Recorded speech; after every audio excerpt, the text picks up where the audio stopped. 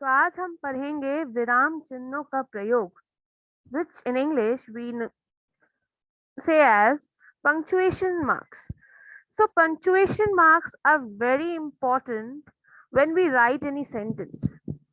Punctuations can change the meaning of the sentence. If we the placement of full stop, the position of comma, inverted comma, question marks, then exclamation marks, it changed the whole look of the sentence as well as the meaning of the sentence. So punctuation marks are very important while we form any sentence, and it is very much the concept of punctuation should be cleared in everybody's mind. So today we are going to see what all are the punctuation marks in Hindi, and we are going to read in detail. विराम चिन्हों का प्रयोग, बोलते या पढ़ते समय वाक्य के बीच में अथवा अंत में रुकना पड़ता है। रुकने से वाक्य का सही अर्थ समझने में सुविधा होती है।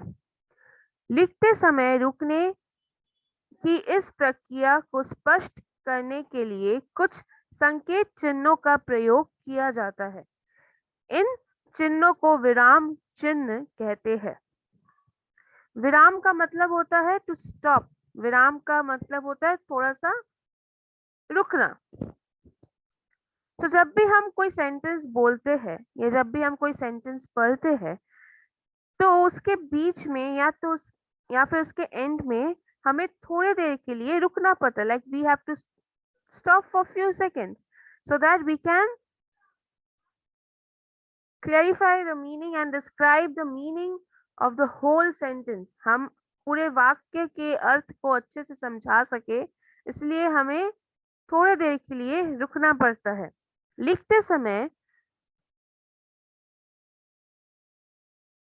जब हम रुकते हैं तो उस प्रक्रिया को स्पष्ट करने के लिए या उसे अच्छे से एक्सप्लेन करने के लिए हम संकेत चिन्हों का यूज करते हैं, और इन चिन्हों को ही हम विराम चिन्ह कहते हैं। विराम चिन्हों का महत्व निम्नलिखित द्वारा समझा जा सकता है। रुको मत जाओ, रुको मत जाओ, रुको मत जाओ. So I have three sentences you can see in the example which is telling us to stop. See, in the first sentence where there is no comma, it's just a complete sentence and we are ending it with a punna viram. तो पूरे sentence जो हम पढ़ते हैं तो इस तरह सुनाई देती है, रुको मत जाओ. So what we have to do, either we have to stop or we have to go, but is there any clear explanation from the sentence that what the sentence is meaning? आपको क्या इस sentence के पहला जो आपको sentence दिया गया है रुको मत जाओ, इससे आपको क्या पूरे सेंटेंस के क्लियर मीनिंग के बारे में पता चलता है? नहीं. The second sentence रुको मत जाओ, after रुको मत there is a comma. So that indicates that I am indicating somebody to not stop and keep on moving, right? रुको मत, I am pausing. मैंने जब रुको मत कहा उसके बाद मैं थोड़ी देर के लिए पॉज कर रही हूँ, उसके बाद मैं कह रही हूँ जाओ. दैट मीन्स क्या, जिस इंसान को, जिस व्यक्ति को हम ये सेंटेंस कह रहे हैं, I am requesting that person not to stop and to leave. Similarly in the third sentence रुको मत जाओ, आफ्टर रुको there is a comma. That means I am requesting a person to stay, not to leave. So see in the second and the third sentence, see in these two sentences, the placement of comma. Second sentence में हमने comma दो अक्षरों के बाद दिया है. इन दो अक्षरों के बाद जब हमने कॉमा दिया है तो इसका अर्थ ये बताता है कि मैं किसी से कह रही हूँ कि आपको अभी रुकना नहीं है, आपको अभी जाना चाहिए. Similarly, in the third sentence, मैंने रुको के बाद कॉमा दिया है. That means I am requesting a person to stay, not to leave. So this comma, just a simple punctuation that is comma, can change the whole meaning of the sentence. That is why punctuation marks are very much important to make a clear meaning of the sentence. पहले वाक्य में कोई विराम चिन्ह नहीं है, इससे बात समझ नहीं आती है. In the first sentence, I have not used any punctuation marks जिससे हमें सेंटेंस के पूरे अर्थ के बारे में पता नहीं चलता है. दूसरे वाक्य में अल्प विराम स्पष्ट करता है कि रुकना नहीं अपितु जाना है. अल्प विराम का मतलब कॉमा. तो सेकेंड सेंटेंस में जहां हमने कॉमा दिया है, इससे हमें ये पता चलता है कि हम जिस व्यक्ति को कह रहे हैं उससे हम ये कहना चाहते हैं कि अभी आपको रुकना नहीं है, अभी आपको चले जाना है. Similarly in the third sentence, अल्प विराम जहां मैंने दिया है, जहां मैंने कॉमा पुट किया है, उससे हमें ये पता चलता है कि हमें जाना नहीं है अपितु हमें रुकना है. ओके. इस प्रकार कथन में निश्चित भाव को स्पष्ट करना विराम चिन्हों का उद्देश्य होता है.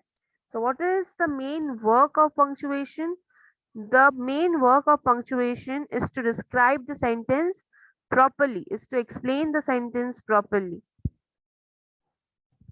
All the students are instructed to sit properly and do your class properly. Concentrate in the class. Hindi में मुख्यतः निम्नलिखित विराम चिन्ह प्रयोग में लाए जाते हैं.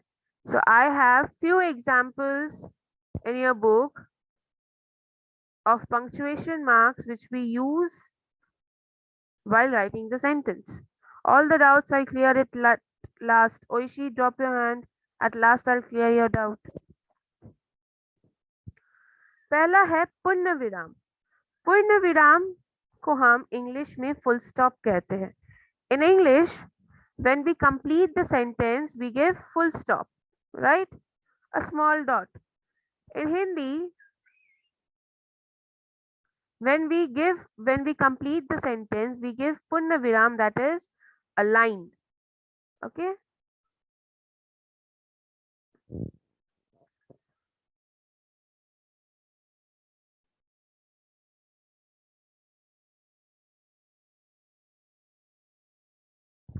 विधिवाचक अथवा नकारात्मक वाक्यों के अतिरिक्त यह चिन्ह प्रत्येक वाक्य में अंत में लगाया जाता है. जब भी हम कोई सेंटेंस कंप्लीट करते हैं, अगर वो सेंटेंस एक स्टेटमेंट हो या कोई नकारात्मक सेंटेंस हो, तो उसके अंत में हम पूर्ण विराम चिन्ह का यूज करते हैं. जैसे आज सोमवार है, परिश्रम ही सफलता का आधार है. नेक्स्ट इज अल्प विराम. पूर्ण विराम का मतलब होता है जब हमने पूरे सेंटेंस को कंप्लीट कर लिया है, that is at the end. Shirin Alam, concentrate in the class. अल्प विराम का मतलब है जब हम थोड़े देर के लिए रुकते हैं. अल्प का मतलब होता है थोड़ा, इन अ स्मॉल क्वांटिटी. सो हम जब थोड़े देर के लिए रुकते हैं तब हम कॉमा देते हैं. ओके. अल्प विराम को हम इंग्लिश में कॉमा कहते हैं. वाक्य के बीच में जहां अर्थ स्पष्ट करने के लिए थोड़ा रुकना आवश्यक हो, वहां अल्प विराम का प्रयोग किया जाता है. जब हम कोई सेंटेंस समझाना चाहते हैं या उसे डिस्क्राइब करना चाहते हैं, और उस सेंटेंस को डिस्क्राइब करने के लिए जहां पे हमें बीच में थोड़े देर के लिए रुकना पड़ता है, उसी को हम अल्प विराम चिन्ह कहते हैं.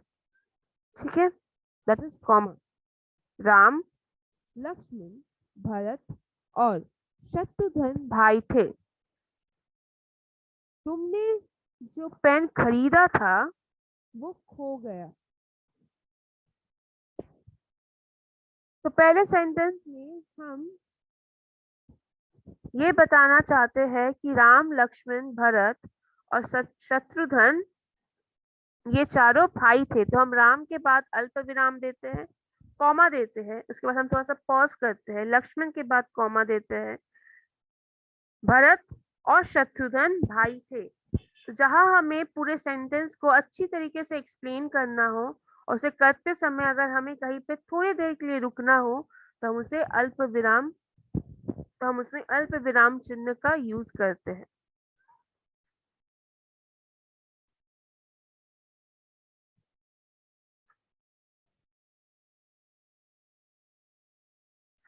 अर्ध विराम दैट इज सेमीकोलन।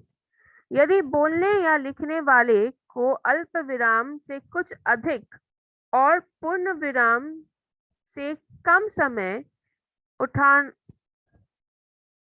ठहरना पड़े तथा प्रधान वाक्य और आकर्षित उपवाक्यों में गहरा संबंध ना हो, वहां अर्ध विराम का प्रयोग किया जाता है। That means when while writing the sentence or while explaining the sentence, when we need to pause a little bit longer than where to use comma and a little bit shorter than where to use पूर्ण विराम, तो हम semicolon का use करते हैं। जैसे देश में अशांति फैली हुई थी, सभी को अपनी अपनी परी थी। जल्दी चलो अंधेरा हो रहा है। Like in the second sentence, see, jaldi chalo. I'm telling somebody to walk fast, but I'm not pausing for the long time. That is why I have used here semicolon. Prashnasochak, that is marks of interrogation. जिस वाक्य में प्रश्न किया जाता है उसके अंत में प्रश्नसूचक चिन्ह लगाया जाता है। We all know whenever we ask any question, we give a question mark like what is your name, where do you stay, right? तुम्हारा नाम क्या है, तुम आज कहाँ गए थे। फिफ्थ, विस्मयादि बोधक चिन्ह, mark of exclamation. Whenever we express joy, whenever we express sorrow, whenever we express excitement, shock reaction, then we use a exclamation mark. हर्ष, विस्मय, शोक और घृणा आदि भाव प्रकट करने वाले शब्दों के बाद विस्मयादि बोधक चिन्ह का प्रयोग किया जाता है। Whenever we describe happiness, joy, sorrow, so we use exclamation marks like hooray, we have won the competition. So hooray, we are enjoying our victory. So we are expressing a joy. That is why we are writing hooray, and after hooray we put exclamation mark. Similarly in Hindi also, आह कितना अच्छा मौसम है, हे भगवान रक्षा करो। See, after aha we have used exclamation mark and after hey Bhagwan we have used exclamation mark.